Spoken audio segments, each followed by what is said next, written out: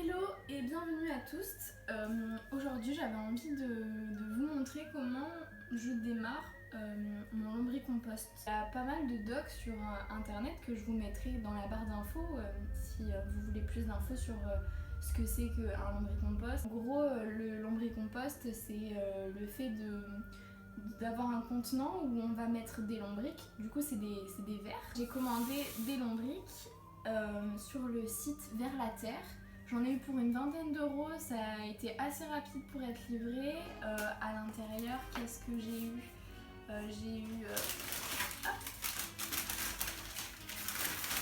J'ai eu de la terre déshydratée que je vais devoir réhydrater pour démarrer mon compost.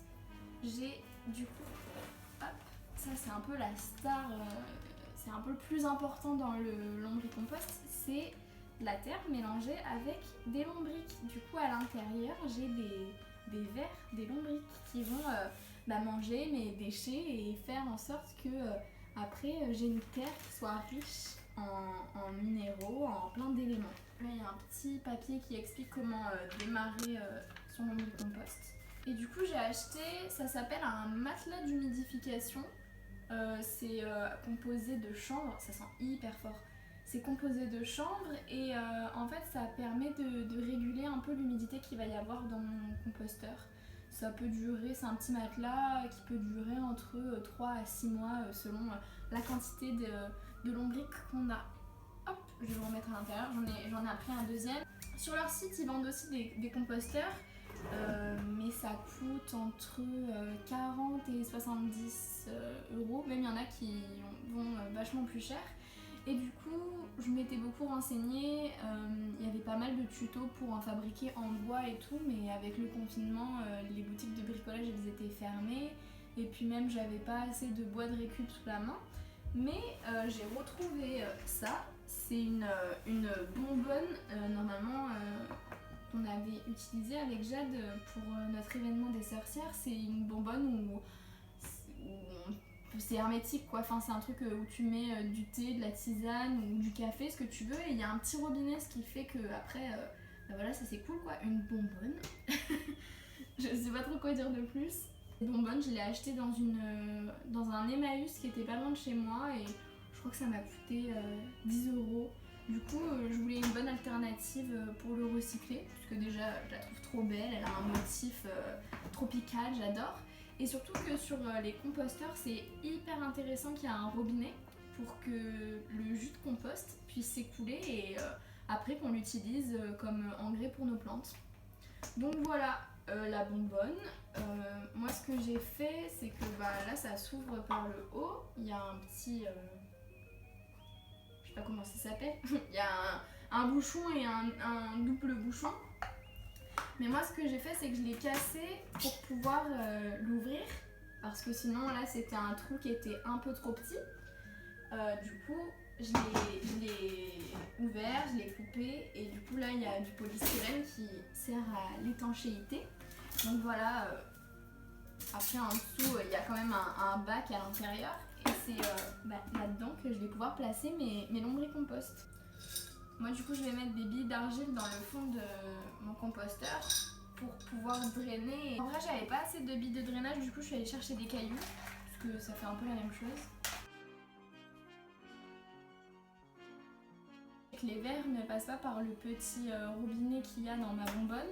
Je vais mettre du tissu. Du coup là c'est un vieux torchon, comme ça c'est carrément que de la récup.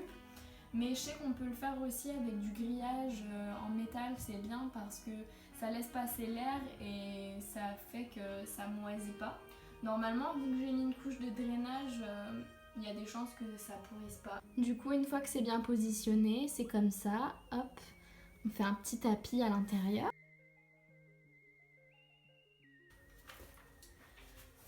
Du coup voilà, une fois que j'ai fait mon petit tapis, en fait je vais pouvoir réhydrater la fibre de coco qui va servir de litière dans le fond pour démarrer mon compost. Cette brique on est censé la mélanger à 6 litres d'eau pendant 20 minutes pour bien qu'elle se réhydrate. La fibre de coco elle est en train de se réhydrater. Je vais pouvoir découper le carton pour le mettre dans le fond pour pouvoir donner de l'azote et nourrir du coup les vers. Et après j'égoutterai la litière pour que les vers ils puissent commencer à s'installer dedans.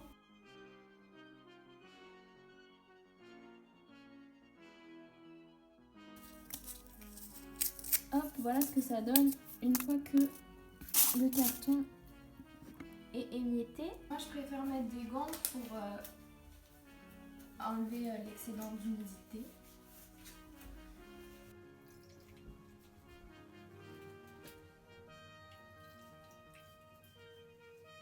De coco, ça fait une petite litière, j'ai tout mis.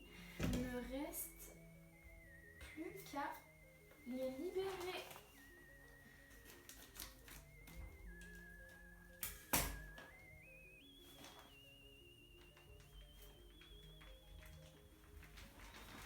On dirait que ça déteste la lumière et du coup je vais, pour qu'ils puissent s'enterrer à l'intérieur de leur litière et comprendre dans quel sens ça fonctionne, je vais les éblouir pendant une dizaine de minutes pour qu'ils comprennent bien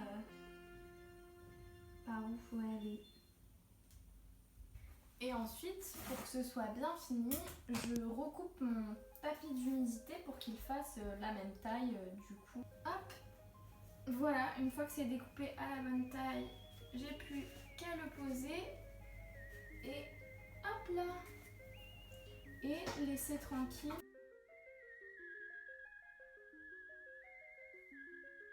Il n'y aura plus qu'à faire 2-3 trous pour faire un peu d'aération dans le bouchon.